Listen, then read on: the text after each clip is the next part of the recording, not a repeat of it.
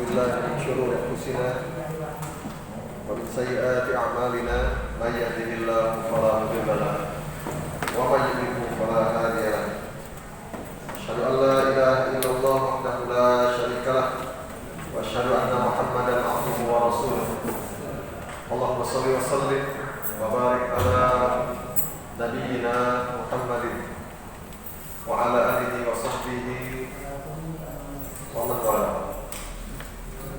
وقال تعالى في كتابه الكريم يا أيها الذين آمنوا اتقوا الله حق تقاته ولا تموتن إلا وأنتم مسلمون. أما بعد فإن أصدق الحديث كتاب الله وخير الهدي هدي محمد صلى الله عليه وسلم وشر الأمور محدثاتها فإن كل محدثة بدعة وكل بدعة ضلالة وكل ضلالة في النار. Alhamdulillah, kita bersyukur kepada Allah SWT. Di kesempatan sore ini kembali kita berjumpa dalam seri kajian hadis Arba'in An-Nawawi, dan kita masih membahas di hadis yang pertama, hadis tentang niat. Tema kajian kita pada petang ini melanjutkan atau membahas tentang konsep ikhlas, jadi berkaitan dengan hakikatnya, kemudian tanda-tandanya dan bagaimana implementasinya. Sebagaimana pada pertemuan sebelumnya sudah kita sebutkan, bahwa ikhlas ini suatu hal yang ringan diucapkan, akan tetapi dia sesungguhnya berat dalam prakteknya. Dan ikhlas berdasarkan hadis Nabi SAW, sebetulnya di hadis ini tidak menyebut secara spesifik lafaz ikhlas, tetapi maknanya yang diinginkan dalam hadis Nabi, innamal a'malu binniyat, sesungguhnya setiap amalan itu bergantung dengan niatnya. Ini tidak menyebutkan spesifik lafaz ikhlas, niat ikhlas, akan tetapi makna secara umumnya berkaitan dengan ikhlas. Al-Imam An-Nawawi rahimahullah membawakan hadis ikhlas ini sebagai hadis pertama dalam kitabnya Arba'in ini, dan juga dia membawakan hadis ini sebagai hadis yang pertama dalam kitabnya Riyadhus Shalihin, sebuah kitab juga yang sudah sangat dikenal dengan kaum muslimin, belajar di setiap pondok pesantren, bahkan dikaji juga, diuraikan juga, dibahas juga di setiap kebanyakan masjid baik di Indonesia maupun di luar negeri. Bahwasanya kitab Riyadhus Shalihin maupun hadis Arba'in ini merupakan suatu hal yang seharusnya sudah tidak asing bagi umat Islam, sehingga pembahasan-pembahasan berkaitan dengan hadis ini diharapkan memperkaya pemahaman kita, mendorong kita untuk makin memahami agama itu, karena dia berisi kaidah-kaidah dalam hadis Arba'in secara khusus, berisi kaidah-kaidah dalam agama. Ketika Nabi SAW mengatakan innamal a'malu binniyat wa innamal likulli imrin ma nawa, dan setiap orang memperoleh apa yang dia niatkan. Kalau dia niatnya ikhlas, demikian maknanya, maka dia akan memperoleh pahala atas keikhlasannya.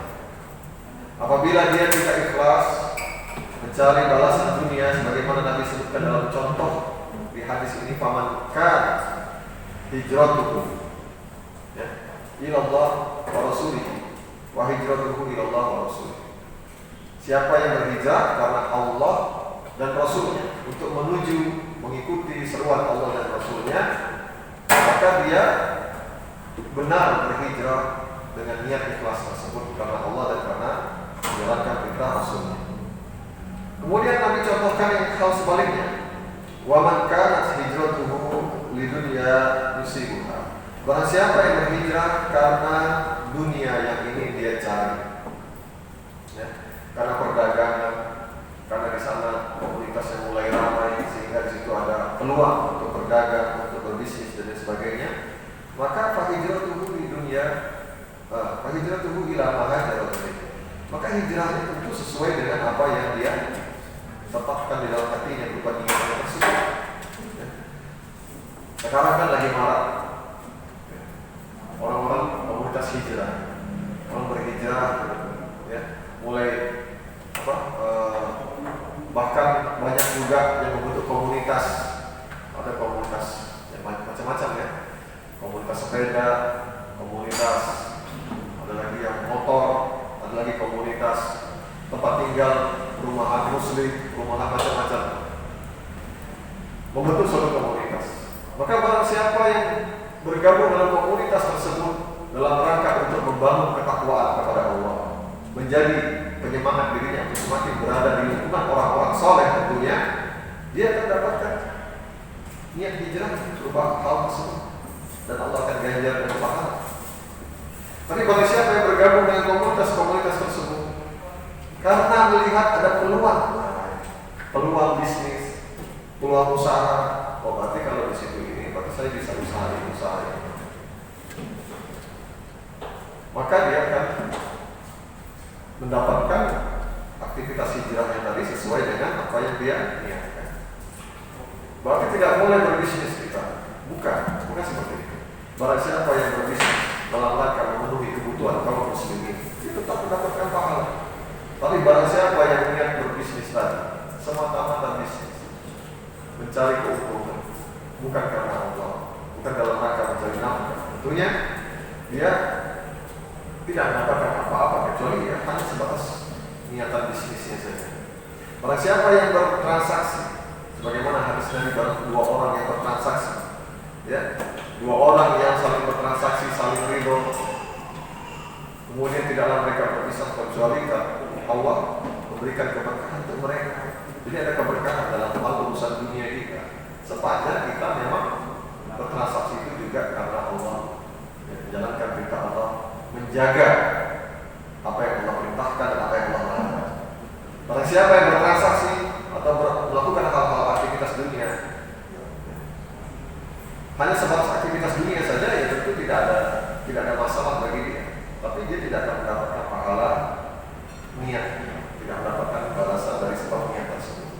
Orang mandi biasa saja, hal yang mubah, tidak berdosa. Tapi kalau dia niat mandinya itu untuk membersihkan dirinya, membuat badannya wangi, untuk menghadap kepada Allah, dia niatkan seperti itu, maka dia tentu berbeda dengan orang yang mandi biasa pagi hari atau siang hari karena kepanasan. Tapi barang siapa yang mandi walaupun di siang hari atau pagi petang dalam rangka membuat dirinya bersih, segar, sehingga dia bisa beribadah kepada Allah dengan lebih baik, dia niatkan seperti itu, maka dia oleh pahala dari Allah SWT. Ikhlas, ya, tema kita tentang ini secara spesifik dari pembahasan tentang niat di bab hadis niat ini. Maka kita akan membedah terkait bagaimana hakikat ikhlas. Dan dia adalah suatu hal yang penting. Karena apa? Karena Nabi SAW mengatakan, wa innama likulli imri'in ma nawa. Setiap orang mendapat apa yang dia niatkan. Jadi bukan main-main urusan niat, bukan main-main. Bahkan dalam banyak ungkapan, apabila kita merasa berjihad itu berat, berangkat haji itu berat, maka ketahuilah ikhlas untuk berjihad, ikhlas untuk berangkat haji jauh lebih berat lagi. Orang yang berangkat jihad, ya, meninggalkan keluarganya, kemudian berangkat dengan jiwanya yang belum tentu dia kembali lagi ke rumahnya, ya, bisa ada kemungkinan dia terbunuh di jalan Allah. Kalau dia tidak ikhlas, maka dia tidak mendapatkan apa-apa, ya, dia tidak mendapatkan apa-apa. Berdasarkan hadis Nabi ini, yang Nabi katakan, wa innama likulli imri'in ma nawa. Dia tidak akan mendapatkan apa-apa. Siapa yang berangkat jihad karena misalnya karena ingin popularitas, ya, berangkat haji karena ingin disebut dengan gelaran Pak Haji dan lain sebagainya, hanya semata-mata mencari hal tersebut atau mencari sertifikat hajinya dari kloter haji dan lain sebagainya, maka dia tidak akan mendapatkan pahala berdasarkan hadis ini. Bukan saya yang mengatakan ya, tetapi Nabi SAW mengatakan hal tersebut. kita membahas tentang hakikat ikhlas, kemudian membahas juga nanti akan kita bahas tentang bagaimana tanda-tandanya dan implementasinya. Insyaallah kita akan lihat satu persatu perkara hal. Sebelumnya kita akan perhatikan dulu terlebih dahulu di bagian mana kita harus ikhlas. Apakah ketika akan sholat saja, akan berangkat haji saja, ataukah akan misalnya mengerjakan puasa saja kita harus ikhlas? Di luar itu kita tidak ada urusan dengan ikhlas. Maka perlu kita sadari bahwasanya Al-Imam An-Nawawi rahimahullah taala beliau mengatakan ya, ikhlas ini ada di bab Riyadhus Shalihin. Menjadi nama babnya, judul bab yang pertama diberikan nama Al-Ikhlasu wa ihdharun niyyah fi jami'il a'mali wal aqwali wal ahwali al-barizati wal khafiyyah. Bab tentang kewajiban kita untuk ikhlas, menghadirkan niat fi jami'il a'mal, di setiap amalan, wal aqwal, ucapan, wal ahwal, dan segala keadaan kita. Segala keadaan. Jadi bukan hanya amal tertentu saja, tapi kita harus menghadirkan. Nanti akan kita lihat ya. Baik itu dalam kondisi terang-terangan maupun dalam kondisi kita di tengah orang ramai atau dalam kondisi kita bersendirian, tidak terlihat oleh orang lain. Ya. Atau berada di tengah orang lain tapi tidak ada orang yang kita kenal.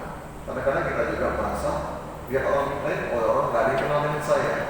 Nah, mulai. Atau dalam betul-betul dalam keadaan sendirian. Ya. Dalam keadaan sendirian.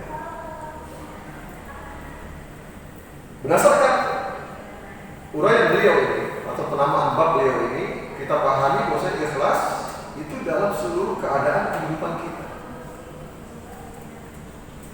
Nah, yang kita pahami selama ini bahwa ikhlas itu ya, kita mengerjakan suatu amal karena Allah.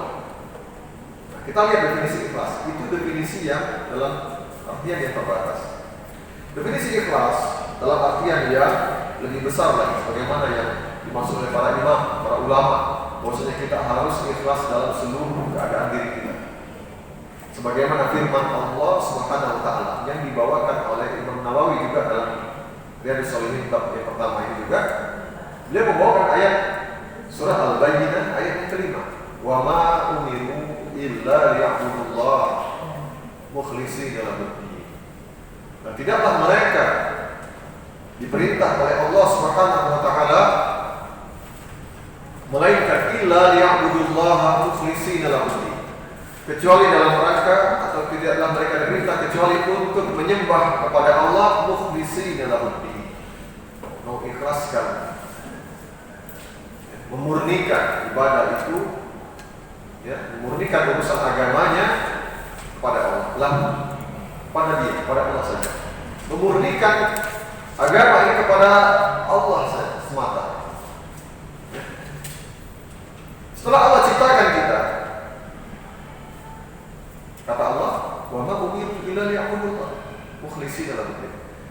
Yang Allah perintahkan itu setelah Allah ciptakan kita ya, manusia dan jin, tidak lain hanyalah untuk memurnikan ibadah ketaatan hanya kepada Allah saja. Tidak ada yang lain. Yang lain, perkara yang lain itu berada di bawah perkara besar.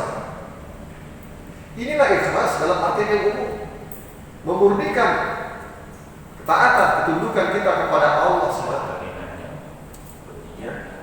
Memurnikan hal ini hanya kepada Allah saja, tidak kepada selain Allah. Wa ma khalaqtul jinna wal insa illa liya'budun, dan tidak aku ciptakan jin dan manusia kecuali untuk menyembah hanya kepada Allah. Surat Az-Zariyat ayat 56. Tidak aku ciptakan jin dan manusia kecuali untuk hanya menyembah kepadaku, kata Allah. Ma uridu minhum ayyuhum. Aku tidak menciptakan mereka untuk memberi makan aku, melayani aku, kata Allah. Aku tidak ciptakan jin dan manusia untuk melayani aku, kata Allah, memberi aku makan. Tidak. Sebagaimana seorang pimpinan perusahaan, suatu pimpinan mengangkat karyawan, merekrut karyawan, atau merekrut pembantu atau apapun juga itu namanya, dalam rangka membantu dia, meringankan beban dia. Ya. Akan tetapi Allah Subhanahu wa taala mengatakan, ya, Allah Ghaniyyun 'anil 'alamin. Dia tidak membutuhkan sekalian alam ini serta isi-isinya. Ya. Dia Maha berkuasa atas segala sesuatu. Allah ciptakan jin dan manusia bukan manusia untuk melayaninya, menyiapkan makan untuk Allah, menyiapkan kebutuhannya Allah, tidak, tapi untuk menyembah hanya kepada Allah SWT. Sehingga perkara yang dihadapi manusia detik demi detik kehidupan mereka, mulai dari bangun tidur, ya, kemudian apa yang dia lakukan setelah bangun tidur, ya, berwudukkah dia, atau dia istirahat, duduk, berpikir, atau dia sholat, kemudian setelah sholat dia mungkin beraktivitas yang lain, bercengkrama dengan anak istrinya atau membangunkan anak istrinya, kemudian sarapan, kemudian mandi, kemudian berangkat beraktivitas, berinteraksi dengan lingkungannya, baik lingkungan pekerjaannya atau konsumennya, kemudian juga pulang ke rumah di petang harinya, atau membeli makan, bertransaksi di siang hari, pulang ke rumah, mandi sore, ya, sampai lagi malam lagi dia untuk tidur, itu masuk dalam illa liya'buduni, masuk dalam konsep kita beribadah kepada Allah. Semua itu, aktivitas itu adalah, kata Allah, dalam rangka untuk beribadah kepada Allah. Masuk dia di bawah perkara besar ini, mengibadati Allah. Ya, sehingga dikatakan tadi, ma uridu minhum ayyut'imun. Ya. Allah Subhanahu wa taala tidak membutuhkan, ya, tidak membutuhkan min rezekinya. Kita lihat ayat lengkapnya. Ini agak panjang ya, ayat-ayatnya. Ma uridu minhum min rizqi, ya. Dan aku tidak butuh rezeki dari mereka. Wa ma uridu ayyut'imun. Dan aku tidak membutuhkan mereka memberi makan kepada dia. Ini pelayanan. Akan tetapi Allah, innallaha huwa razzaqu dzul quwwatil matin. Akan tetapi Allah Subhanahu wa taala dialah yang memberikan rezeki untuk kita. Bukan kita diciptakan untuk memberikan rezeki kepada Allah, menghidangkan kebutuhan-kebutuhannya Allah. Bukan. Akan tetapi justru Allah mencukupi kebutuhan kita. Ya, Allah sudah jamin kecukupan kita. Rezeki kita sudah ditetapkan oleh Allah SWT. Ya. Bahkan Allah lah yang memberikan rezeki kepada seluruh hambanya, mengatur segala urusan hambanya, mencukupi kebutuhan mereka. Dzul quwwatil matin, yang memiliki kekuatan, kekuasaan. Oleh karena itu, kaum muslimin, seharusnya kita menyadari konsep besar ini. Bagaimana mungkin kita hanya membatasi pengertian ikhlas hanya ketika sholat saja, menghadapkan hati kita kepada Allah hanya dalam hal sholat. Ketika di pasar, hati kita mulai berkeinginan untuk menipu dalam bertransaksi. Di mana Allah? Ya. Ketika kita bertransaksi, kita merasa kita bebas tipu menipu. Di manakah Allah ketika kita beraktivitas, ya, kita mengganggu orang lain, menzalimi orang lain, mengambil hak orang lain, ya, mengambil harta anak yatim misalnya. Di manakah Allah apabila dalam kehidupan sehari-hari kita zalim kepada istri, zalim kepada anak, tidak memenuhi hak-hak mereka, kita remehkan, kita abaikan.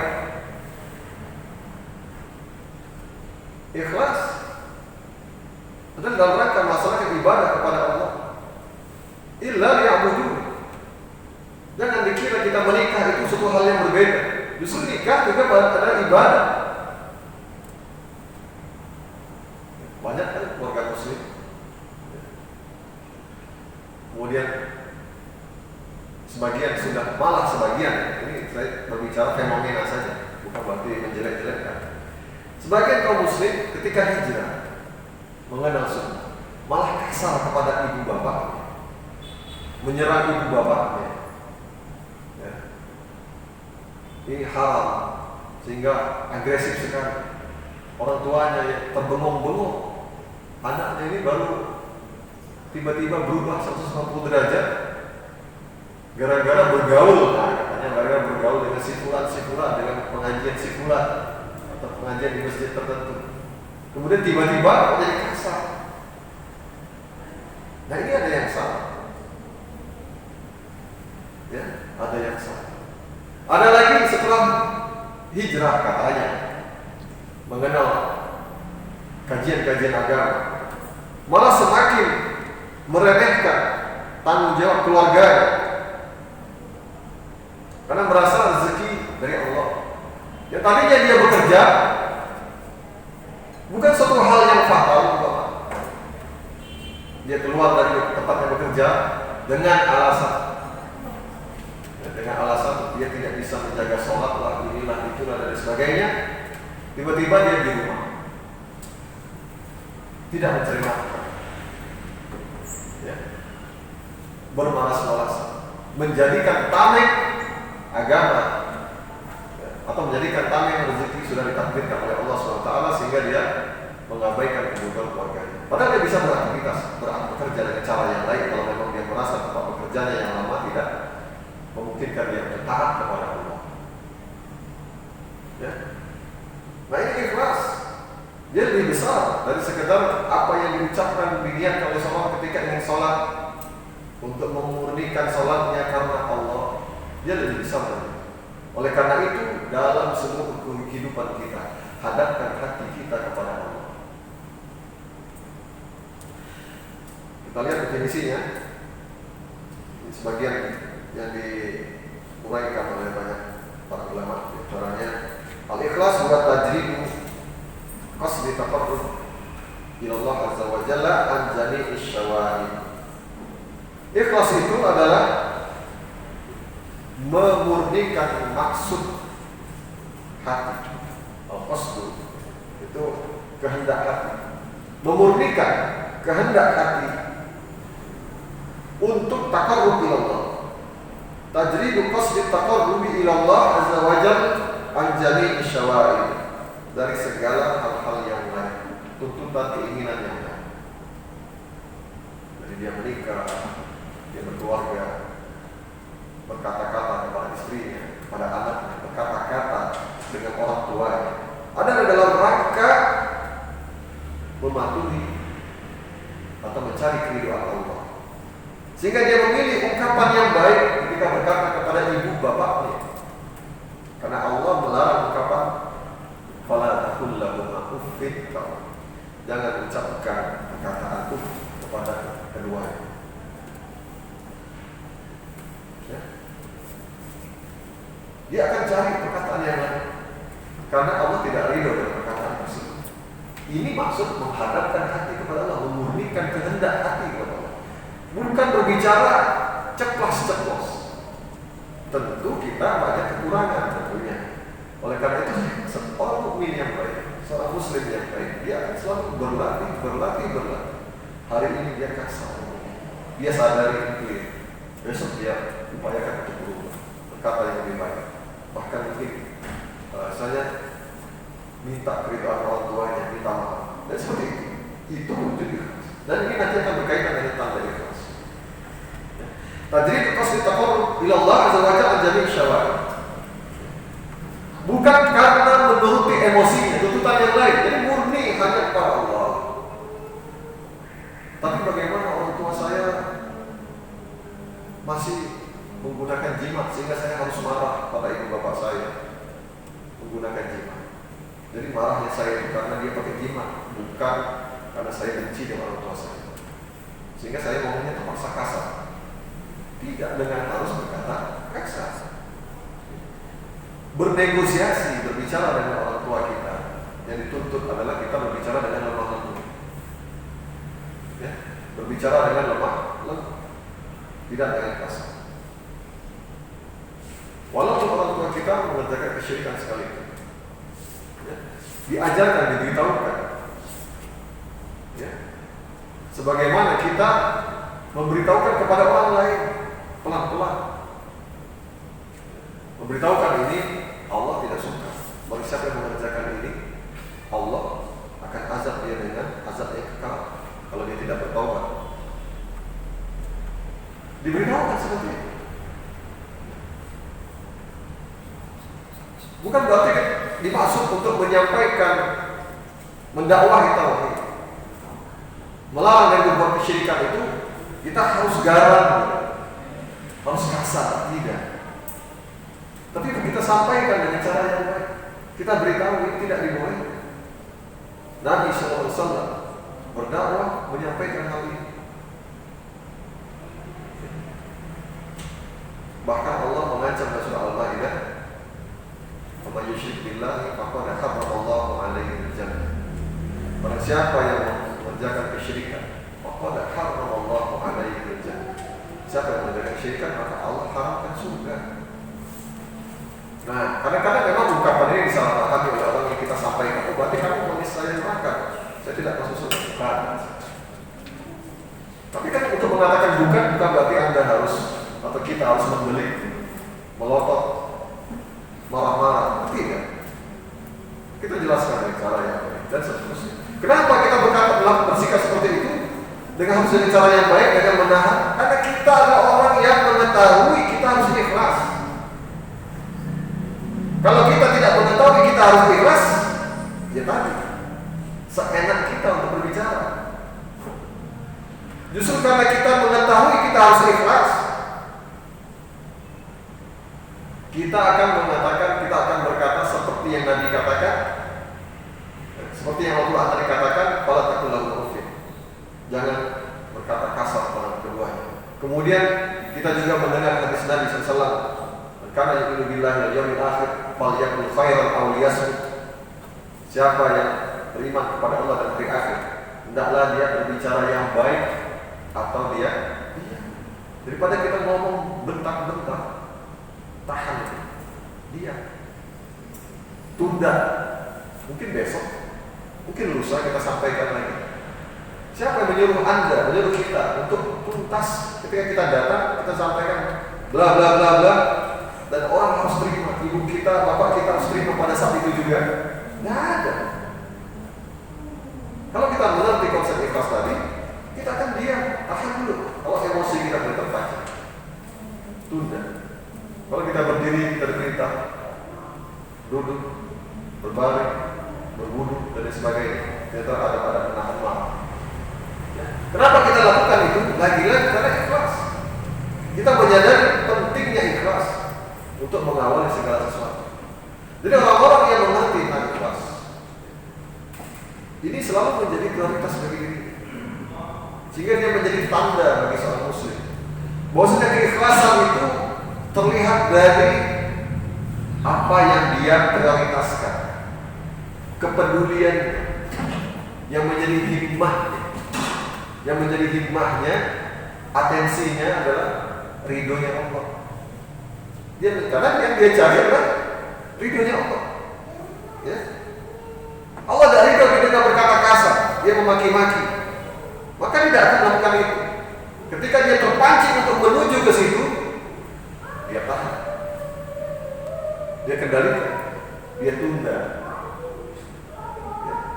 Mungkin dia bawa dengan suasana yang lain, bercanda lagi, sambil makan ini, sambil minum ini, segala macam, mengalihkan pembicaraan dulu sejenak, kemudian balik lagi ke tema yang tadi. Banyak sekali, sehingga terlalu sempit apabila seorang muslim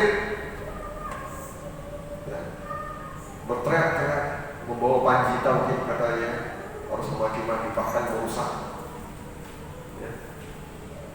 berbagai macam barang-barang perabotan di rumah orang tuanya. Kita tidak menginginkan hal tersebut. Ada lagi pendapat mengatakan sejalan dengan ini, ikhlas itu adalah wa ifradullah azza wa jalla bil qasdi fi ta'at. Dalam segala ketaatan kita mengesahkan Allah dalam kehendak, dalam tujuan kita.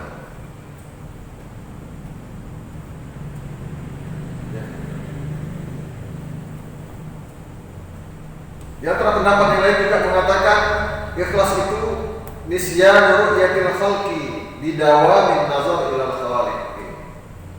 Jadi kita mengabaikan, tidak mempedulikan ucapan atau komentar atau pandangan orang lain makhluk kepada diri kita. Kita tidak mempedulikan itu. Ada yang memuji, itu tidak kita gubris, itu suatu hal yang lain. Karena yang kita jadikan adalah dakwah. Bidawamin nazar, dengan senantiasa menjaga pandangan kita, tujuan kita adalah ilal khaliq, kepada Allah Sang Pencipta. Ya. Ada orang mencela, kita tidak pedulikan. Tapi bukan berarti kita labrak orang itu. Ini kan seolah kalau dikatakan kita tidak mempedulikan itu harus kita labrak, kita serang. Kalau ada orang komentar di medsos, harus kita ikut berkomentar, harus kita balas. Ya.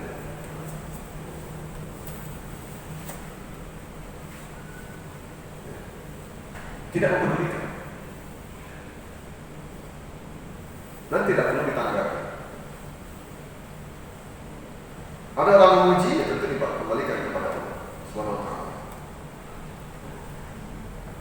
Nah, oleh karena itu, berdasarkan definisi ini, ya, ikhlas dan juga hadis yang kita baca tadi, dia punya kedudukan yang sangat besar sekali. Bahkan Imam Syafi'i, sebagaimana sudah kita sebutkan, kita nukilkan ucapan beliau di pekan yang lalu, beliau mengatakan ikhlas ini masuk pada banyak sekali bab fikih, sampai 70 bab fikih. Saking besarnya masalah. Karena itu kita kaum muslimin rahimani wa rahimakumullah, kita harus juga punya perhatian yang besar. Apabila kita punya perhatian yang besar tentang suatu amal, maka perhatian kita kepada ikhlas harus lebih besar. Harus lebih besar. Karena dia yang menjadi kunci. Allah tidak akan terima amal itu kalau tidak ikhlas. Ya. Faman kana yarju liqa'a rabbih, surah Al-Kahfi ayat terakhir, wal ya'mal amalan shalihan wa la yusyrik bi ibadati rabbih ahad. Barang siapa yang menginginkan perjumpaan dengan Allah, maka fal ya'mal amalan shalihan. Ini syaratnya. Dia harus beramal dengan amal saleh. Ini yang pertama. Yang kedua, wala yusyrik bi ibadati ahad.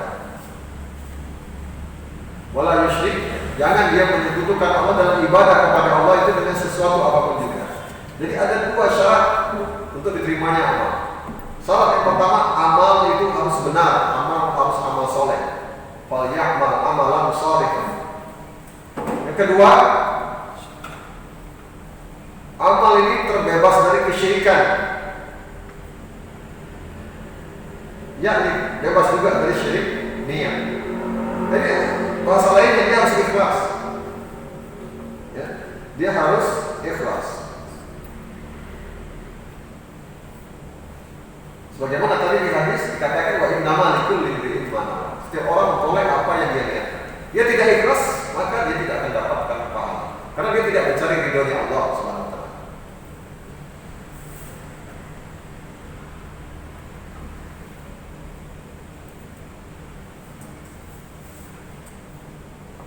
Jadi dua syarat ini bergandengan dan kita sedang membahas syarat yang pertama, ikhlas. Syarat yang kedua ini tidak kita bahas secara khusus, nanti ada di hadis nomor 5 akan kita bahas lebih lanjut. Insyaallah.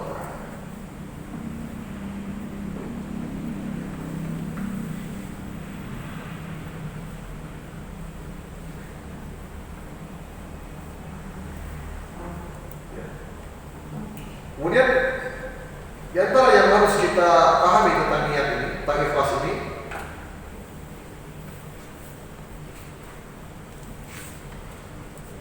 bahwasanya ikhlas ini dia bertentangan dengan keinginan jiwa.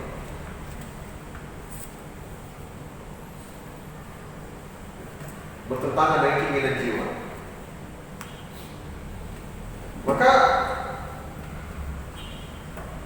keinginan jiwa itu perlu kita ketahui, ya.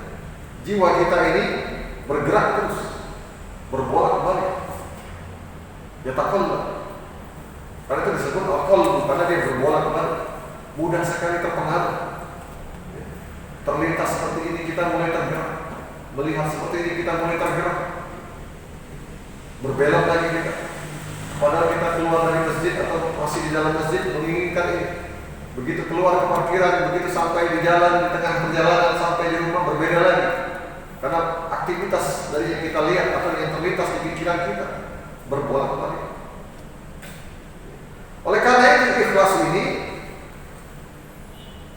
ya, dia berkaitan dengan bagaimana kita memutus tuntutan jiwa. Karena itulah ikhlas menjadi berat. Kalau kita menuruti keinginan jiwa kita, ingin seperti ini, ingin seperti itu, maka tentu dia menyenangkan hati kita. Ya. Menyenangkan hati kita. Leyeh-leyeh, tiduran,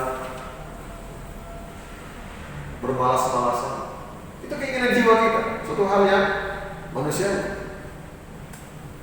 Tapi kalau kita putus ingin jiwa kita, oke, istirahat saya 5 menit cukup. Saya harus melakukan hal yang produktif. Kenapa? Karena Allah perintahkan saya cari nafkah, bangkit kita. Atau kita ingin membaca Al-Quran, kita ingin mengerjakan salat malam, bangun kita. Kita putus jiwa kita. Itu yang bikin berat. Yang menjadikan berat karena kita memutus keinginan jiwa kita. Berat luar biasa. Ada lagi dalam hal beramal soleh.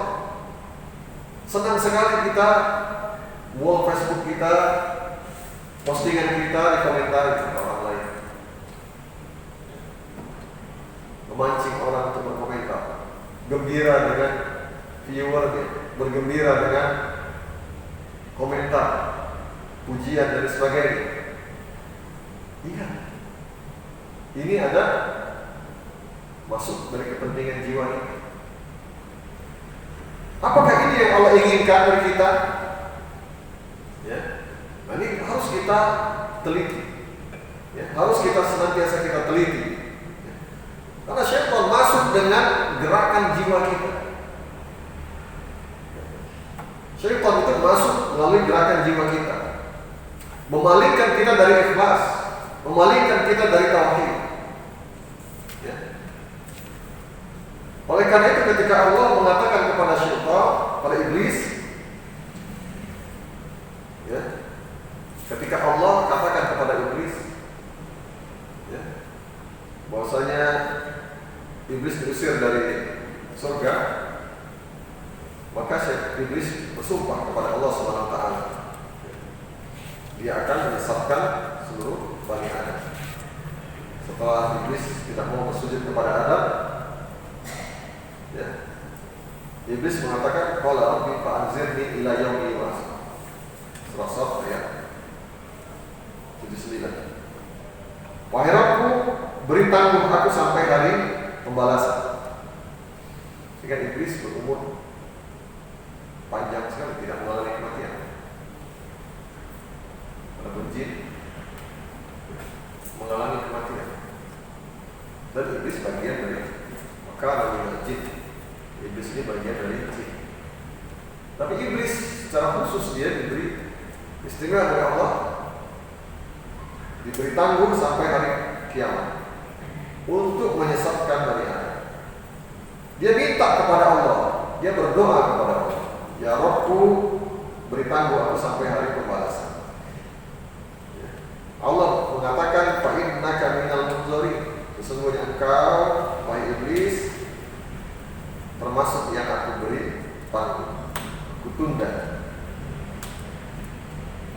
ila yaumil waqtil ma'lum, ila yaumil waqtil ma'lum, sampai waktu yang telah ditentukan, ini hari kiamat, kejadian hari kiamat.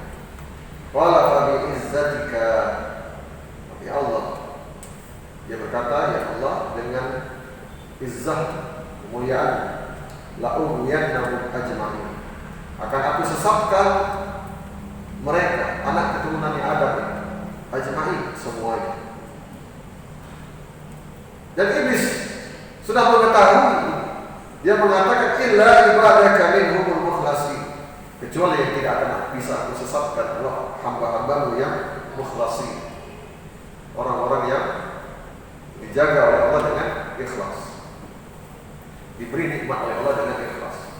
Hatinya, kepeduliannya, himmahnya, perhatiannya, prioritasnya adalah Allah, ridho Allah, wajah Allah. Jadi barang siapa yang menjalani aktivitasnya, selalu dia berpikir terlebih dahulu, ini Allah ridha atau tidak. Kata orang bertransaksi dalam Islam itu ribet, susah, banyak sekali yang harus dipikirkan. Justru kita memikirkan hal-hal tersebut. Apakah ini bagian dari riba? Apakah ini bagian dari gharar? Apakah ini bagian dari perbuatan zalim? Pasal-pasal ini maksudnya apa? Ini maksudnya apa? Jangan sampai kita terjerumus. Dia mengerahkan pemikiran yang lebih dibandingkan dulu sebelum dia kenal Islam, kenal sunnah tentang masalah bertransaksi jual beli. Kalau dulu dia bertransaksi tinggal bayar atau tinggal hutang, ya, tanpa mikir, ya kan? Apa gitu? Dulu sebelum dia kenal sunnah, dia kenal dengan hukum halal haram dalam agama ini, bertransaksi tanpa mikir, bayar. Yang dia pikirkan duit ada atau tidak, atau bayarnya mau kapan. Tapi tidak pernah memikirkan ini Allah ridha atau tidak. Tapi setelah dia kenal dengan Islam, kenal dengan sunnah lebih jauh, mulai ada yang dia tambah cara berpikirnya. Oh ini kira-kira bohong kan nih? Bertambah yang dia pikirkan. Ini kira-kira berapa ya? Kalau dikalikan jumlah cicilan ini senilai berapa kali, nilainya malah lebih dari nilai tunai.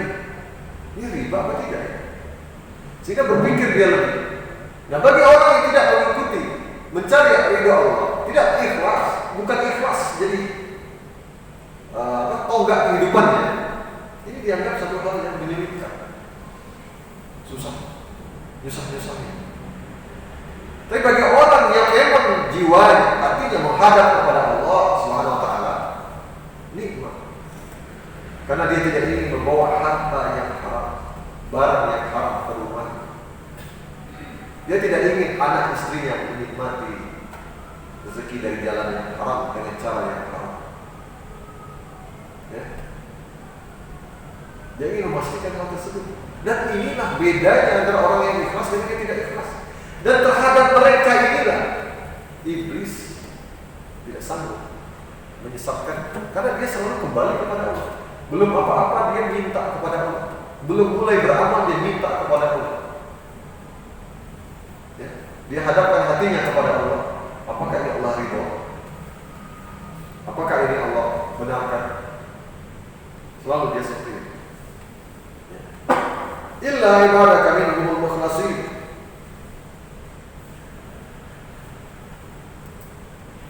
Maka jangan bawa ayat ini hanya untuk sholat saja, ikhlas untuk sholat, ikhlas untuk puasa. Betul bahwasanya kita sholat 17 kali dalam 17 rakaat dalam sehari semalam minimal. Kita harus ikhlas. Ya. Kalau kita tidak ikhlas, tentu sholat kita tidak diterima oleh Allah SWT. Tapi dia lebih dari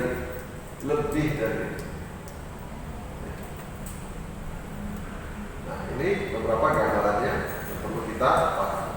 Jadi dia menjadi berat karena kita memotong keinginan jiwa kita. Dan disitulah setan atau iblis berkesempatan untuk masuk, mempengaruhi gejolak gerakan hati kita, ya, memasukkan syahwat di situ. Ya.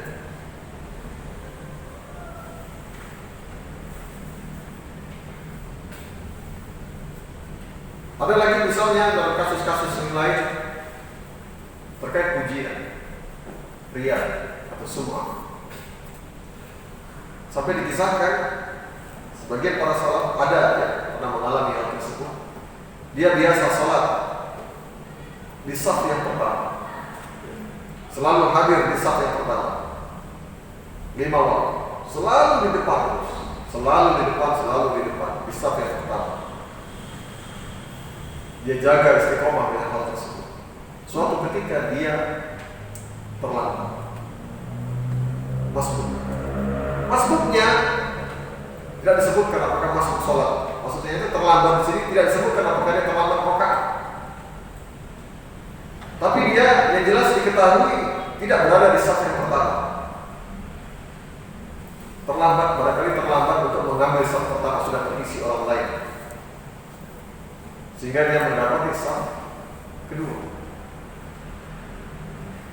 Dan rasa malunya keluar pada saat itu. Dia takut dengan orang-orang melihat kepada dia, kesimpulan hari ini kalah, tertinggal. Dan itu menjadi tamparan keras bagi dia. Jangan-jangan saya selama ini tidak ikhlas, sehingga saya merasa malu berada di saf yang kedua. Takutnya luar biasa. Dan bayangkan berapa lama, berapa tahun dia menjaga dirinya untuk konsisten di saf pertama. Dia merasa rusak gara-gara dia ketinggalan saf yang kedua. Oleh karena itu kaum muslimin,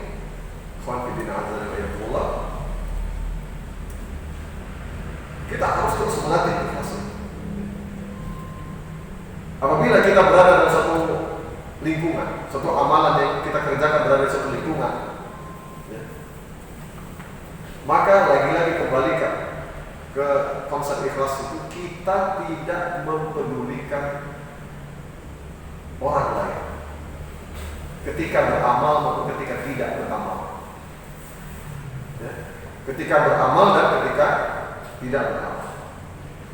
Jadi ketika umpama kita senantiasa berusaha menjaga di saf terdepan, ya, maka ketika kita memulai menjaga diri kita di saf yang terdepan, jangan sampai kita, ya, anggaplah kita bersaing berebut saf yang terdepan, karena keutamaannya yang besar dalam Islam untuk berada di saf yang terdepan. Sebaik-baik saf itu kata Nabi ada di depan, seburuk-buruk saf itu di belakang untuk laki-laki. Kita berusaha mengamalkan hadis Nabi tersebut, maka murnikanlah karena kita mengamalkan hadis tersebut, karena dia adalah saf yang terdepan. Bukan kita berbangga diri, saya di saf terdepan terus. Si fulan itu selalu masuk, tidaklah dia datang kecuali di rakaat terakhir. Tidak perlu kita membanding-bandingkan, membanggakan diri dengan cara seperti itu. Fokuslah dengan diri kita. Ya. Nah, ketika kita tidak mampu menjaga konsistensi tersebut dalam suatu keadaan, maka abaikan juga perasaan-perasaan yang lain. Sepanjang kita memang, ya, mencari ridha Allah dan keadaan itu memang terpaksa kita dalam berada dalam situasi tersebut, ketidakmampuan kita, kelemahan kita, maka kita sadari itu Allah ingin mengingatkan kita bahwasanya kita wa ma tasya'una illa ayyasha'allah rabbul alamin. Tidaklah kalian menghendaki suatu perkara, menginginkan suatu amalan, menginginkan suatu perbuatan, menginginkan suatu maslahat untuk diri kalian illa ayyasha'allah, kecuali sebatas yang Allah kehendaki. Kalau Allah tidak kehendaki, tidak akan terjadi. Maka kemampuan kita menjaga suatu amalan, konsistensi, berada di saf terdepan, berada di selalu menjadi orang yang nomor satu dalam bersedekah, berada di barisan orang-orang pertama dalam menuntut ilmu, berada di barisan terdepan dalam berbagai amal kebaikan, maka itu tidak lain adalah kemudahan dari Allah. Sampai-sampai kita diperintah oleh para ulama kita untuk senantiasa minta kemudahan kepada Allah, walaupun itu sudah hal yang biasa kita lakukan. Karena tidak bisa kita lakukan itu menjadi mudah kalau Allah tidak jadikan itu mudah. Walaupun untuk mudah sekalipun minta kepada Allah untuk dimudahkan. Walaupun kita merasa kita mudah, sudah pasti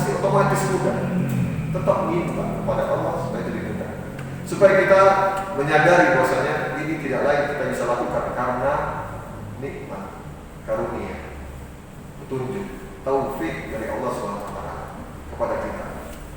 Ya. Sehingga kita bisa lepas dari gangguan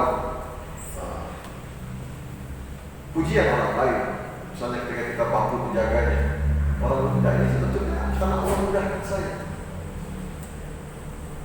Karena Allah mudahkan saya.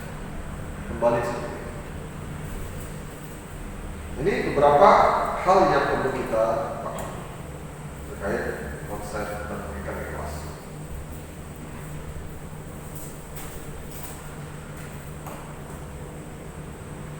Jadi ini sangat besar ya, karena syaitan, iblis ya, dia tidak akan sanggup menyesatkan Bani Adam apabila hamba itu selalu menjaga keikhlasannya, menjaga kepeduliannya, menjaga perhatiannya kepada Allah. Apabila ada orang yang menyimpang, tersesat dia, walaupun dia menampakkan keikhlasan, maka sejatinya dia tidak ada ikhlas. Bukan Allah menjadi prioritas. Banyak orang kita lihat kemampuannya, hafalan Al-Quran yang bagus luar biasa, kemampuannya menghafal hadis luar biasa, kemampuannya untuk menghimpun atau membahas suatu masalah luar biasa. Tapi dia bagian dari teroris, maka dia terkenal buruk. Orang-orang seperti ini menjadi tertipu. Kita katakan bukanlah dia orang yang ikhlas, karena perhatiannya pada hakikatnya bukan mengikuti jalan Allah, bukan Allah kepedulian dia. Bagaimana kita mau katakan dia peduli dengan Allah sementara dia mengerjakan apa yang Allah haramkan? Membunuh orang Islam atau mengkafirkan orang yang mengucapkan kalimat syahadat hanya karena tidak bergabung dengan jamaah dia, tidak bergabung dengan kelompok mereka. Egoisme. Ego itu kan tuntutan jiwa. Balik lagi, ketika orang sudah memenuhi tuntutan jiwanya, dia keluar dari ikhlas. Karena ikhlas itu, orang itu memutus tuntutan jiwa. Tidak ada lagi rasa egois, tidak ada lagi rasa egonya, putus rasa egonya. Yang dia pedulikan adalah perintah Allah, larangan Allah yang harus dia jaga dan dia tunaikan. Nah ini jangan sampai kita terjebak. Ada lagi orang-orang ya, kelihatannya ikhlas, tampilannya ikhlas, tapi dalam menampakkan dirinya sebagai orang yang membenci sunnah Nabi SAW,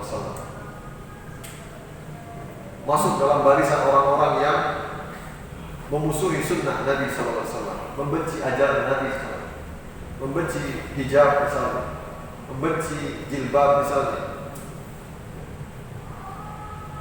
menganggap itu sebagai budaya, bukan sekadar berpendapat sebagai budaya orang Arab, tapi bahkan membencinya, melakukan apa misalnya, persekusi, membuli dan lain sebagainya, menghina, merendahkan. Bagaimana mungkin dia menjadikan ajaran Islam sebagai olok-oloknya, sebagai caci makinya? Di saat yang sama dia mengaku dia cinta kepada Allah, menginginkan ridhonya Allah. Tak mungkin dua hal yang kontradiksi itu bergabung di dalam hati seseorang. Yang ada adalah tampilan ikhlasnya bohong. Karena yang dominan yang keluar dari dia adalah serangannya kepada ajaran Islam dan Sunnah Nabi SAW. Ya. Sehingga ikhlas itu dalam tindak tanduk dia mencari ridha Allah, menjalankan ridha Allah.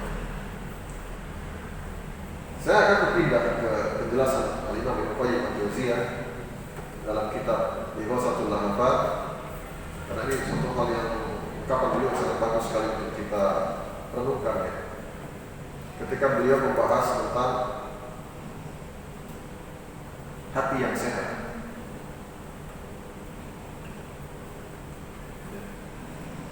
Dan ikhlas itu adalah tanda hati yang sehat. Dia bagian dari tanda hati yang sehat. Ini perlu kita cermati. Dari apa yang saya uraikan itu terangkum dalam ungkapan beliau ini. Beliau memberi judul bab yang ke-6 dalam kitab Iqasatul Lahakam. Bab fi annahu la sa'ada lil qalbi wala ladza wala na'i wala salahu illa bi an yakuna Allah huwa ilahu wa qatilu wahdahu wa huwa ma'buduhu wa ghayatu matlubi wa ahabbu ilaihi min kulli ma siwa. Ya, perhatikan. Ikhlas itu bab tentang penjelasan bahwasanya tidak ada kebahagiaan bagi hati. Boleh kita katakan ini ikhlas, karena ikhlas porsi terbesarnya. Tidak ada kebahagiaan bagi hati, kelezatan bagi hati, kenikmatan bagi hati, dan tidak pula kebaikan bagi hati kecuali dengan cara. Ini sekaligus sebagai bentuk implementasi. Kecuali dengan cara ayyakun Allah, dia jadikan Allah itu sebagai ilah, satu-satunya ilah yang dia sembah, yang dia patuhi, yang dia dengarkan.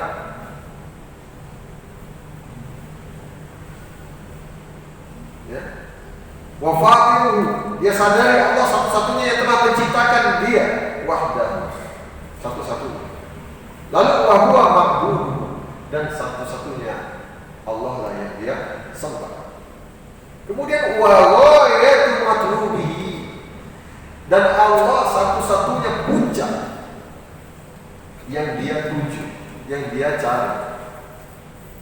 Apabila ya, dia menjadikan hal yang lain sebagai puncaknya, ya, puncak tujuannya, mungkin karir, jabatan, karir politik, karir di bidang ini, karir segala macam, kepeduliannya.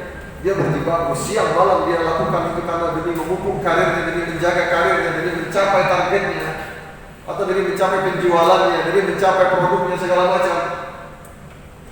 Bukan Allah yang menjadi puncak tujuannya. Walaupun lisan boleh saja mengaku Allah saya cintai, Allah jadi puncak tujuan saya, tapi praktek kehidupan dia tidak pernah menjadikan hal tersebut.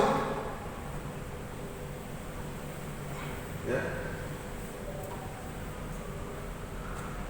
Banting tulang, pergi pagi, pergi subuh, pulang larut malam.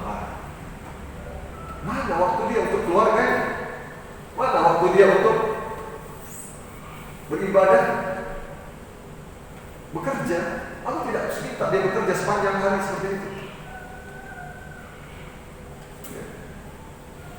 Kadang-kadang ada orang yang tidak beristirahat di malam hari, lanjut lagi begadang nongkrong setelah pulang kerja. Kan banyak seperti itu masyarakat kita. Nah ini hati-hati. Mana puncak jiwa kita? Menginginkan apa? Jiwa kita dalam puncak keinginannya menginginkan apa? Haruslah Allah yang menjadi wayatu matlubi wa ahabbu ilaihi, dan menjadi puncak kecintaannya min kulli ma siwa, dibandingkan yang selain daripada Allah SWT. Baik itu karir, keluarga, bahkan kesehatan, bahkan hal-hal yang lain. Ya. Ini tanda terbesar. Ya. Apabila hati itu tidak pernah menjadikan ini sebagai puncak kepedulian, tidak ada semangat dalam hatinya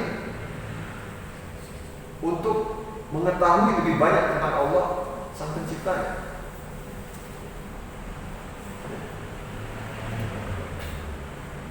Apa yang Allah inginkan, apa yang Allah perintah, apa yang Allah larang.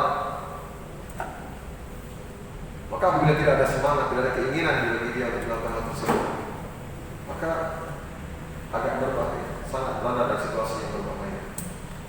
Kita perlu hati-hati dalam kondisi ini.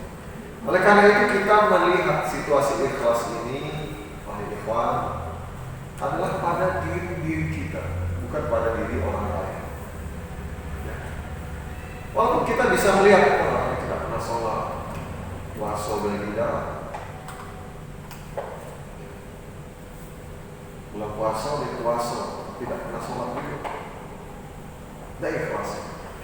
bukan untuk memvonis atau menilai orang, tapi kita kembalikan itu ke diri kita. Kembalikan ke diri kita. Hati-hati kita masuk menerobos menilai keikhlasan orang lain, tapi fokuskan pada diri kita. Pembahasan-pembahasan seperti yang saya sebutkan tadi adalah dalam rangka kita berhati-hati dari fenomena-fenomena tersebut. Jangan sampai kita berada dalam situasi-situasi tersebut, ya, yang mungkin orang lain punya alasan untuk melakukan hal tersebut. Mungkin dia tentara yang harus menjaga-jaga sehingga dia malam tidak tidur,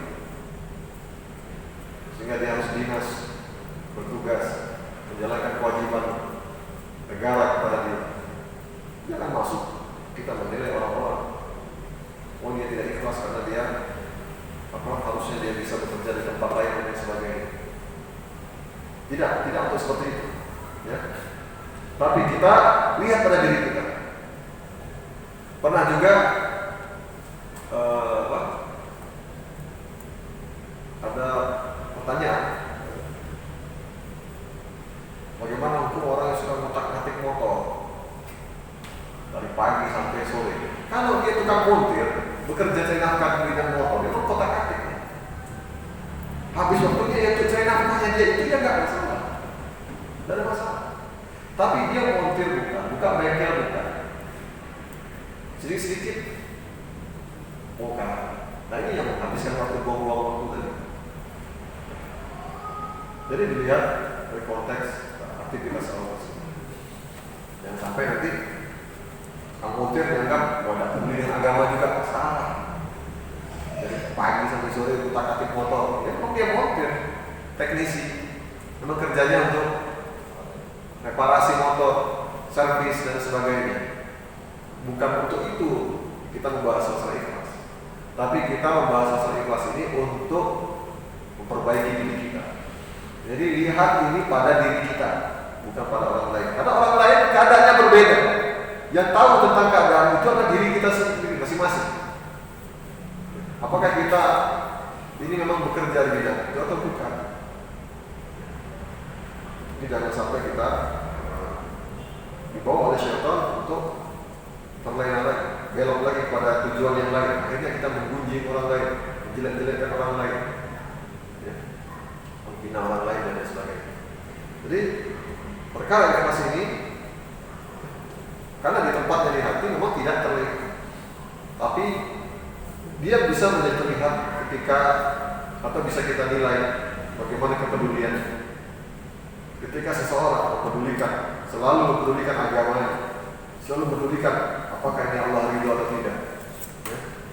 Selalu menjaga hak-hak yang dia terikat dengan, maka dia pada insya Allah berada pada jalan selalu berusaha memenuhi perintah Allah.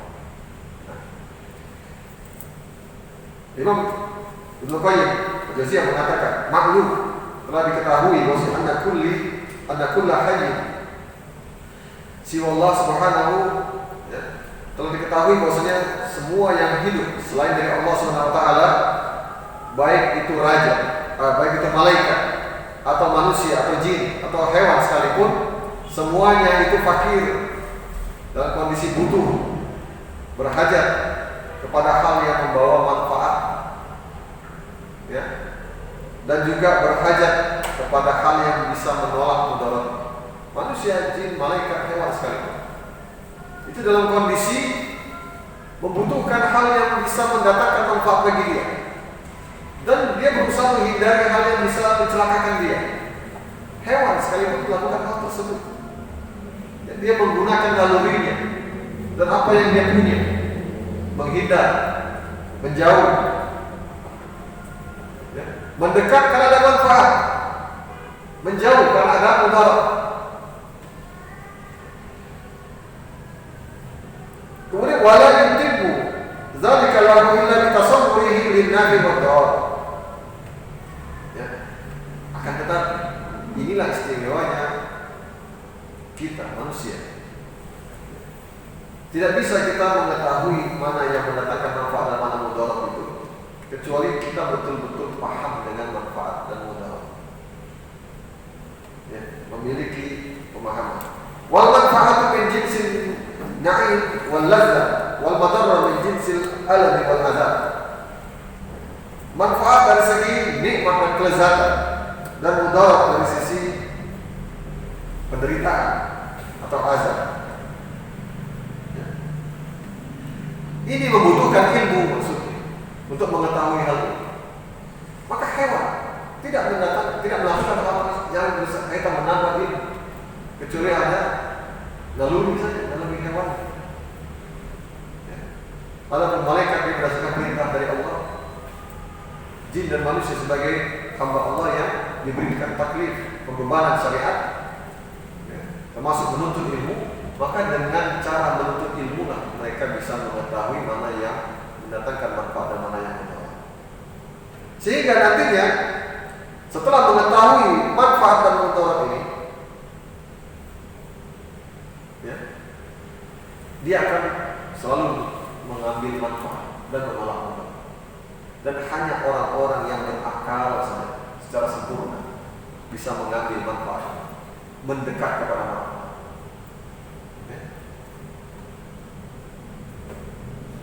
Kita lihat pelaksanaan ibadah salat Jumat. Sebagian orang tetap berada di luar, tidak mau mengerjakan salat Jumat. Sudahlah salatnya sekali seminggu, bahkan masih tidak mau juga salat Jumat.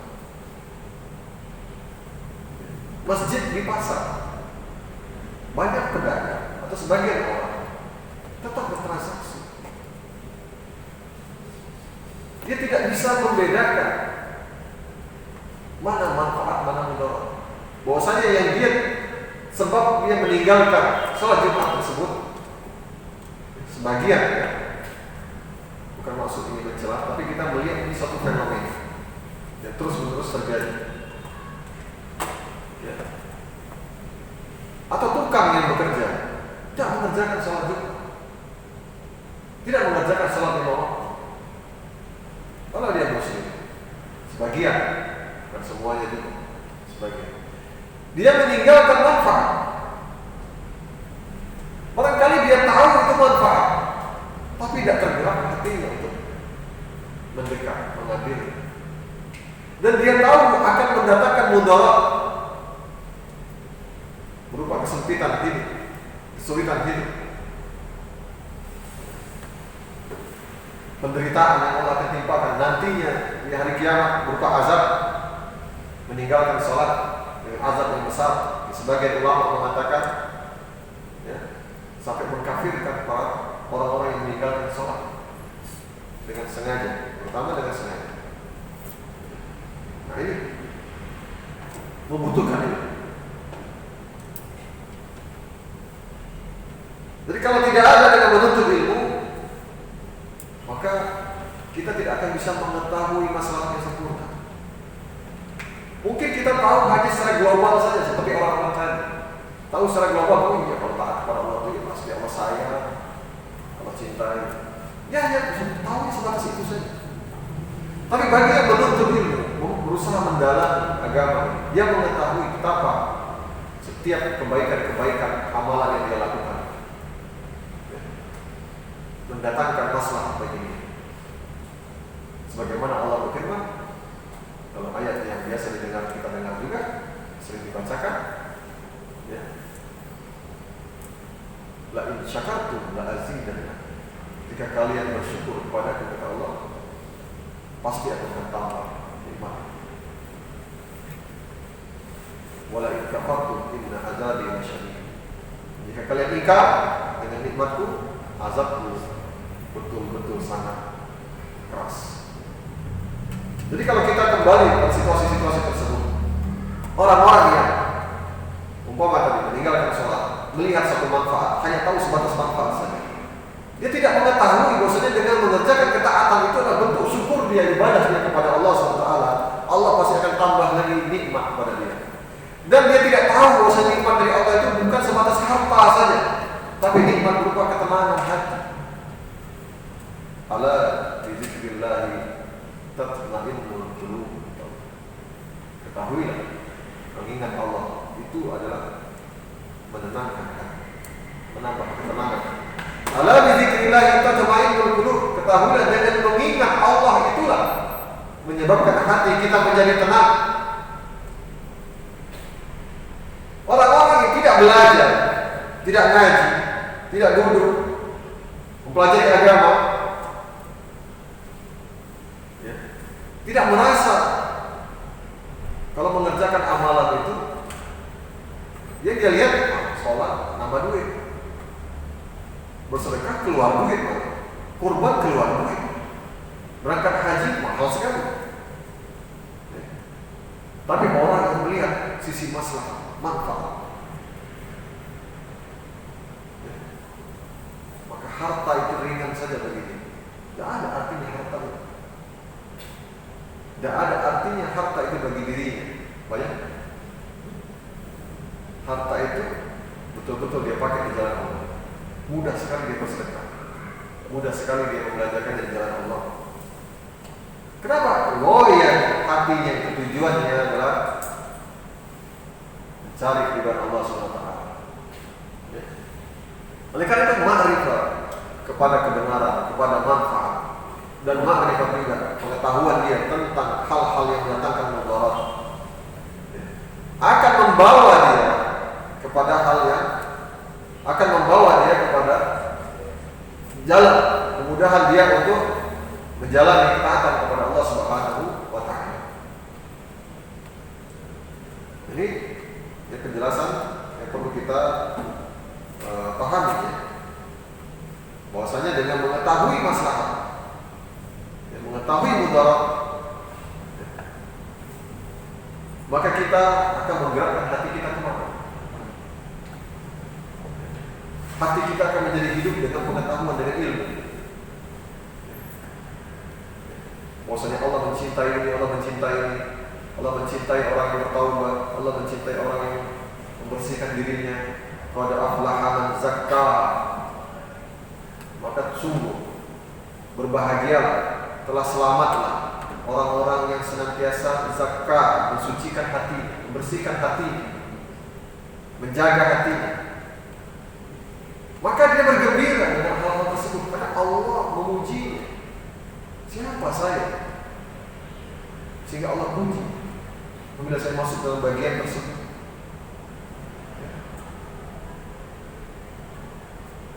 Sesungguhnya Allah malu dengan hamba yang mengadahkan tangannya berdoa kepada Allah.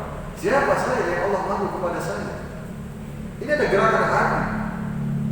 Ketika hati itu dipupuk, diberi pengetahuan, diberi ilmu, karena itu amat rugi. Kita di zaman sekarang tidak belajar, tidak duduk di majelis-majelis ini, tidak mengkaji agama kita ini begitu luas sekali.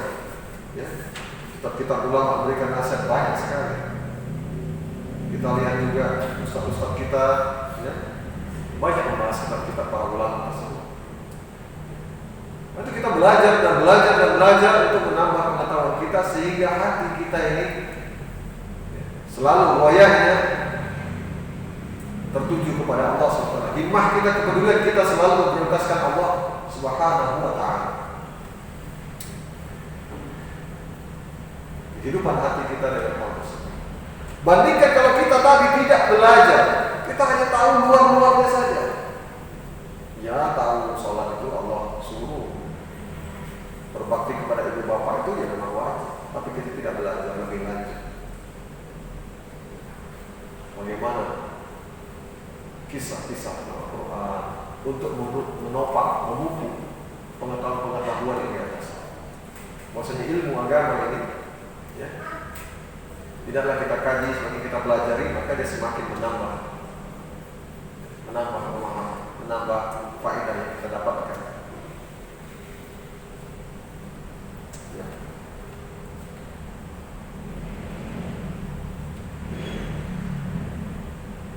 Nah, kemudian saya lupa perkataan namanya ini. Beliau tadi setelah menerangkan adanya perkara pengetahuan yang harus kita ketahui yang membuat mendorong hati kita, dan juga adanya keinginan kemudian yang berupa wasilah untuk menuju hal tersebut. Beliau mengatakan fa idza taqarrara dzalik wallahu ta'ala huwa alladhi yajibu an yakuna huwa al-maqsud al-mar'u al-maqsud. Apabila kita telah mengetahui adanya masalah, adanya mudarat. Contoh seperti ini misalnya. Apabila kita bekerja di suatu perusahaan atau di tempat kita bekerja, ada majikan kita, ada bos kita, ada atasan kita. Kita merasa kalau kita mengerjakan instruksinya bos kita akan sayang dengan kita. Mungkin kita akan mendapatkan bonus atau dipertahankan, tidak di PHK atau apapun juga. Itu masalah menurut kita. Oke, kita bersegera bersemangat. Dan kalau bos kita nyuruh kita menolak, itu kita akan dimusuhi, dibenci, bahkan mungkin bisa di PHK karena kita dianggap bukan orang yang patuh. Maka itu kita nilai sebagai mudarat. Ya, sehingga kita berusaha untuk jangan sampai kita terjadi hal seperti itu. Begitu juga bos kita tidak suka, atasan kita, majikan kita tidak suka, pimpinan kita tidak suka dengan kita terlambat bekerja, misalnya. Sehingga kita mati-matian bagaimana caranya jangan sampai terlambat. Bosnya bikin pengumuman, ya, saya akan uji coba bulan ini siapa yang terlambat sampai dengan sekian menit, kita akan ada pemotongan atau akan ada rasionalisasi jumlah pegawai, akan ada PHK. Dan saya memilih PHK orang-orang yang tidak disiplin sebagai level pertama. Mati-matian kita untuk memenuhi disiplin. Kenapa? Karena kita menganggap itu satu ada masalah dan ada mudarat yang harus kita jaga. Kita bisa kehilangan pekerjaan. Maka kata Imam Ibnu Qayyim al-Jauziyah, dia menekankan, ya, apabila hal tersebut bisa kita pahami tentang pemahaman dan masalah dan mudarat yang membawa kita kepada keinginan. Setelah kita mengetahui dengan jelas aturan mainnya seperti apa, kemudian yang kedua muncul keinginan kita untuk menjaganya, memenuhi wasilahnya, maka harusnya kita menyadari bahwasanya Allah satu-satunya yang layak kita cari, yang layak kita harapkan maslahat, manfaat. Karena Allah memiliki langit dan bumi, kerajaan langit dan bumi ini miliknya. Pimpinan kita, bos kita, majikan kita, hanya sekup di toko itu, sekupnya hanya di perusahaan itu. Itu kita anggap mendatangkan manfaat yang besar bagi kita sehingga kita mati-matian untuk menjaganya. Tapi Allah pemilik langit dan bumi, Dialah yang layak kita harapkan masalah. Jadi puncak tujuan kita, ya. Alladzi yuradu wajh, yang harusnya wajahnya yang kita cari. Wa yabtagha qalbuhu, yang harusnya kita berusaha mendekat. Kalau dengan manusia kita berusaha mendekat dengan atasan, mungkin dianggap cari muka, menjilat dan sebagainya. Tapi dengan Allah lah kita harusnya mendekat.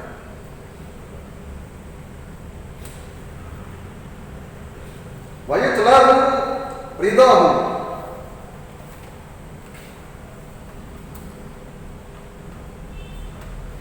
dan ridhonya lah yang dicari.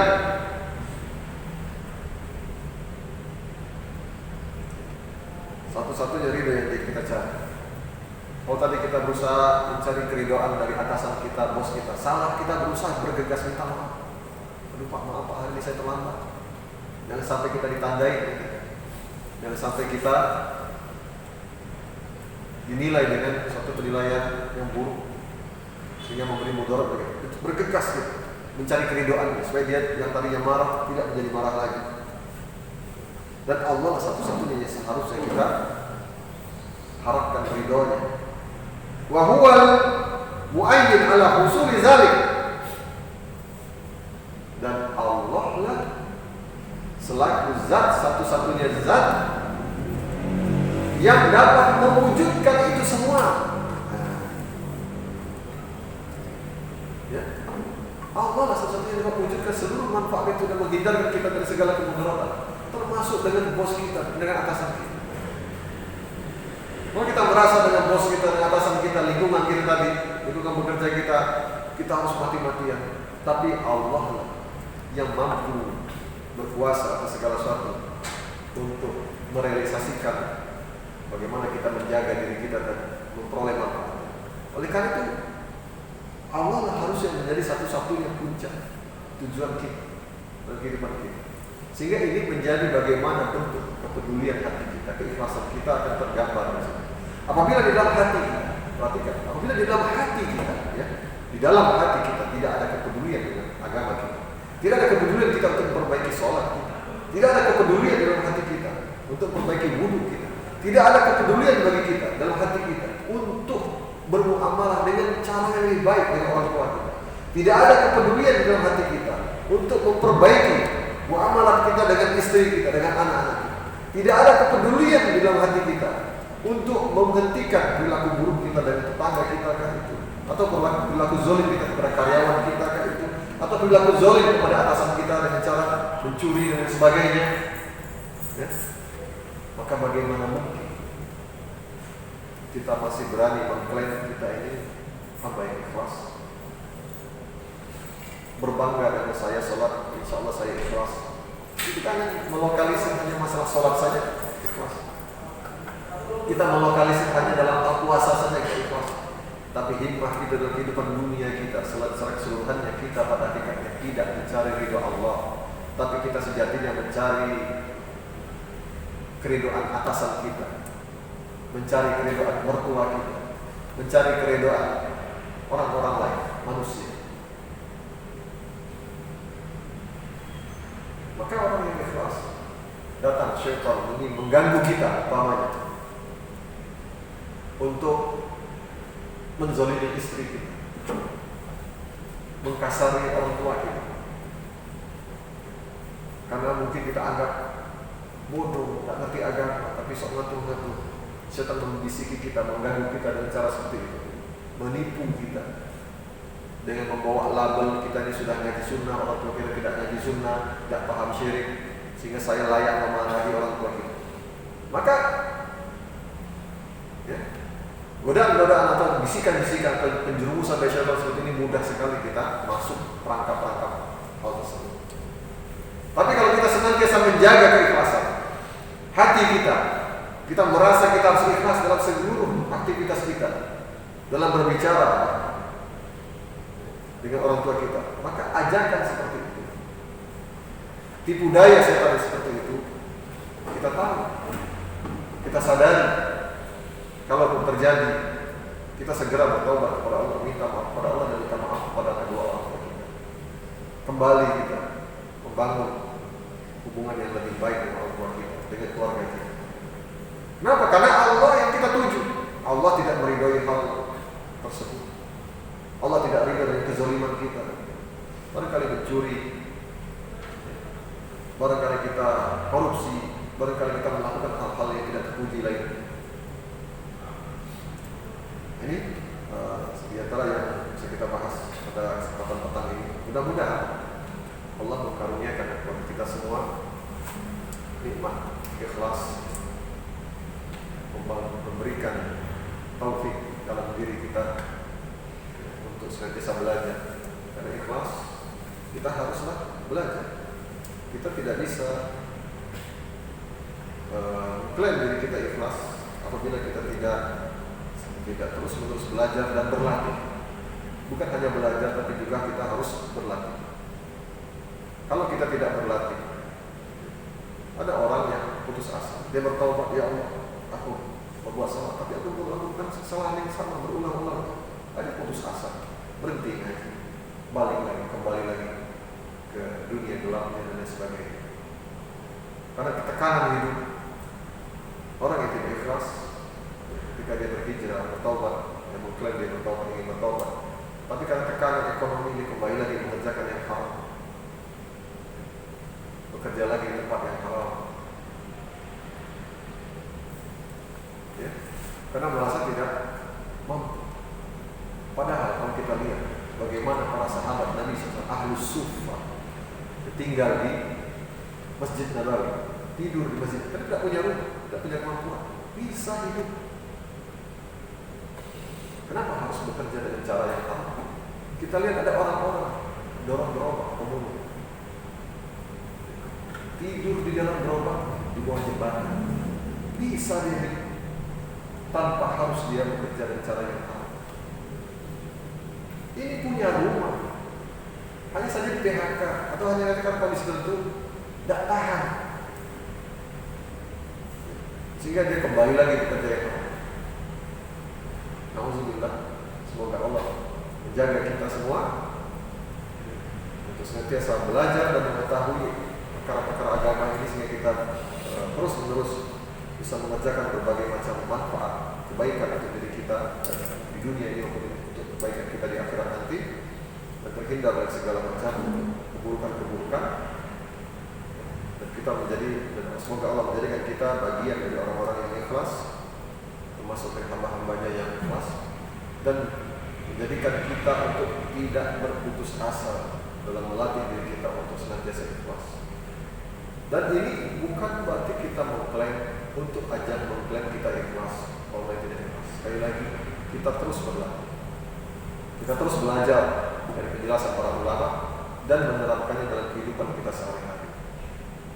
Tidak ada yang terbaik dari kita semua kecuali orang yang berusaha terus-menerus mengamalkan.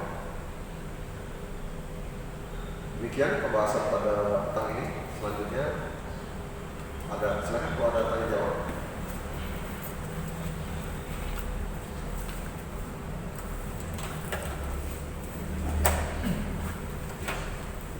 Baik Ustaz, ini ada beberapa pertanyaan dari jemaah. Yang pertama, izin bertanya, bagaimana cara meyakinkan diri untuk selalu ikhlas menerima takdir Allah Ta'ala, dan bagaimana cara mengatasi rasa minder yang muncul dalam diri? Barakallahu fiikum, Ustaz.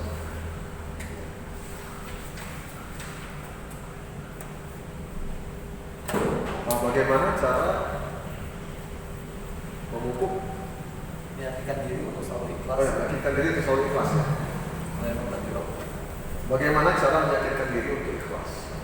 Ini perlu kita perhatikan bahwasanya kita betul, bahwasanya tidak perlu kita ingat, kita tidak boleh mengklaim diri kita ikhlas. Kita tuh hanya bisa berusaha dan berusaha. Oh, saya sudah ikhlas, saya sudah ikhlas. Orang di antara para ulama ada yang mengatakan al-ikhlasu faqdul ikhlas. Ikhlas itu apabila kamu merasa tidak ikhlas, kehilangan ikhlas, kehilangan sikap, Anda tidak mengklaim diri Anda ikhlas. Kalau kita mulai mengklaim diri kita jadi ikhlas, bukan berarti kita otomatis tidak ikhlas, bukan. Tapi itu berpotensi kita sebetulnya tidak ikhlas. Al-ikhlasu faqdul ikhlas. Ya. Oleh karena itu, kita melihat diri kita untuk meyakinkan diri kita ikhlas sama tidak, ya. Bukan berarti kita untuk mengklaim. Ini harus kita hati-hati. Tapi kita harus ubah sedikit maksud ungkapannya. Meyakinkan diri kita ini kita berada di jalur yang benar untuk menuju keikhlasan. Ya. Nah, ini kita usahakan kalimatnya, mungkin kita ubah dengan cara seperti ini. Kita berada di jalur yang benar. Oleh karena itu, bangunlah diri kita ini dengan kepedulian tadi. Segala satu aktivitas kita bangun ya, untuk menuju keridhaan Allah. Apakah ketika kita bermain kita harus setel niat ikhlas? Saya ingin lari pagi harus niat ikhlas dulu. Tidak berarti harus setiap itu Anda harus setel niat ikhlas terus, tidak. Yang intinya Anda mengerjakan hal yang mubah, ya mubah saja, tidak masalah. Tidak pakai niat ikhlas juga tidak masalah. Tapi kalau kita ingin mengubahnya, memperbaiki, kita ingin berolahraga, lari pagi kah itu, atau main futsal, sepak bola, apapun juga aktivitas olahraga kita, bersepeda. Kalau kita hanya sebatas berolahraga saja, itu Anda tidak akan mendatangkan dosa, sepanjang juga menjaga adab-adab, tidak mengerjakan yang haram.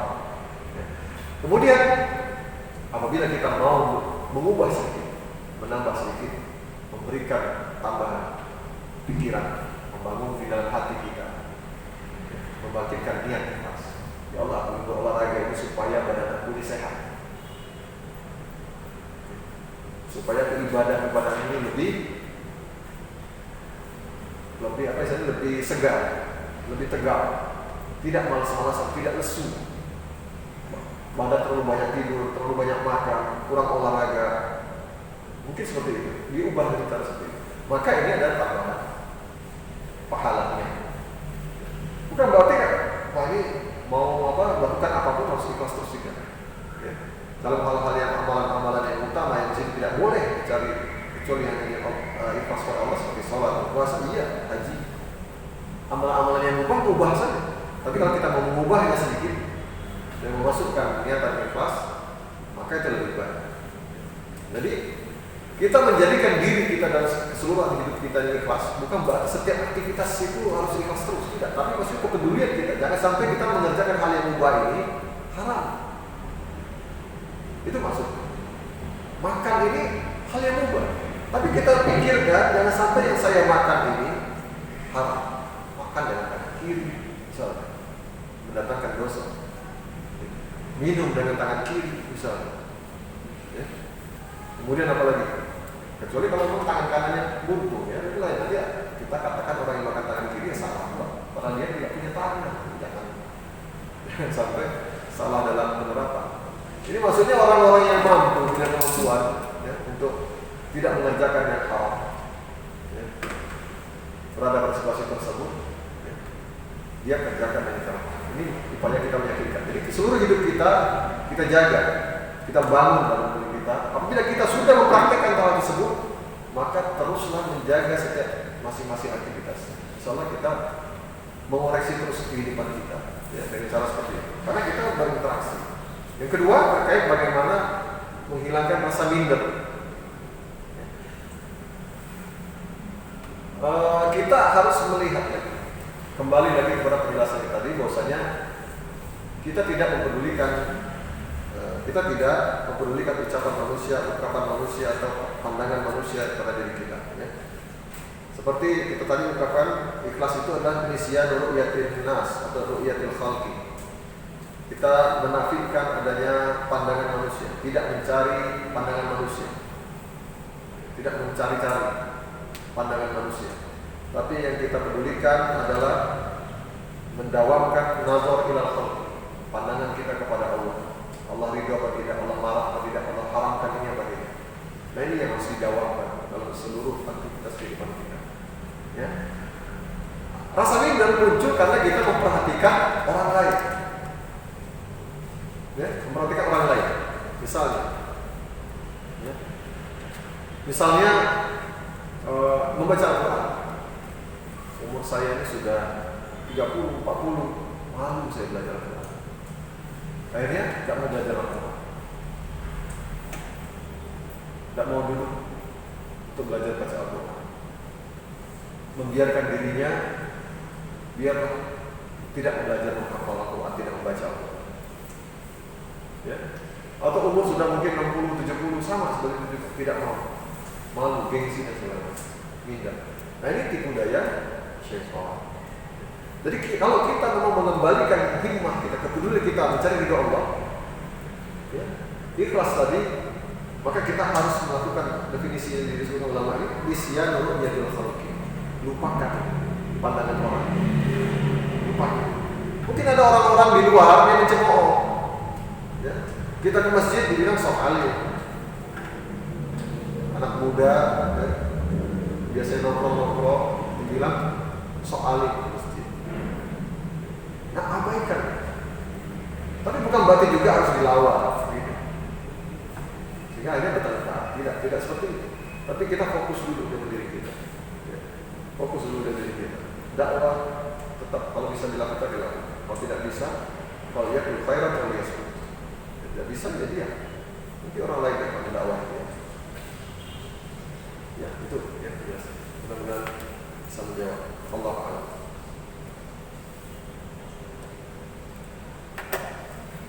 Ustaz, selanjutnya kita dari jamaah yang ingin bertanya.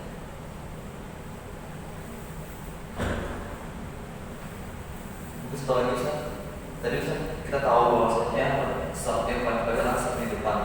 Tapi bolehkah merebut orang lain atau berkompetisi dalam mendapatkan saat depan Ustaz? Merebut saat orang lain atau berkompetisi dalam mendapatkan saat depan. Apakah boleh berkompetisi merebut saf? Berebut saf itu maksudnya rebutan barangkali ya. Kalau orang sudah ada di depan, kemudian kita serobot, orangnya sudah ada di saf itu, kemudian kita serobot, nah itu tentu tidak boleh menzalimi orang lain. Tapi kalau maksudnya rebutan, bersegera bergegas ya, ingin segera menyelesaikan dulu supaya bisa kembali ke saf awal lagi, atau datang lebih awal sebelum qomat bahkan sebelum azan bahkan ya, sehingga bisa mendapatkan saf terdepan. Jadi kompetisi ya bagus ya. Jaga saf terdepan. Tapi kalau dimaksud adalah umpama kita mulai suruh dia belakang dulu, tolong maju di belakang itu, baju tas antum tinggal di belakang itu, ambil di tahun depan, dia ke belakang, antum ambil saf itu, kemudian misalnya, malah beliau ada katik tas dia sekitar buku dia yang tinggalan. Nah ini tidak seperti itu ya maksudnya. Ya, jadi berkompetisi ya dengan cara yang berkompetisi, tidak dengan cara misalnya main-main. Maka itu saya termasuk tidak suka dengan pendapat, tidak sependapat dengan sebagian orang kawan-kawan kita yang umpama membentuk saf berikutnya dia harus menarik orang di depan. Kan ada yang kalau dia sendirian katanya pendapat kalau tidak boleh saf sendirian, safnya penuh sehingga dia mau masuk dalam masjid sendirian di saf kedua misalnya. Akhirnya apa yang dilakukan?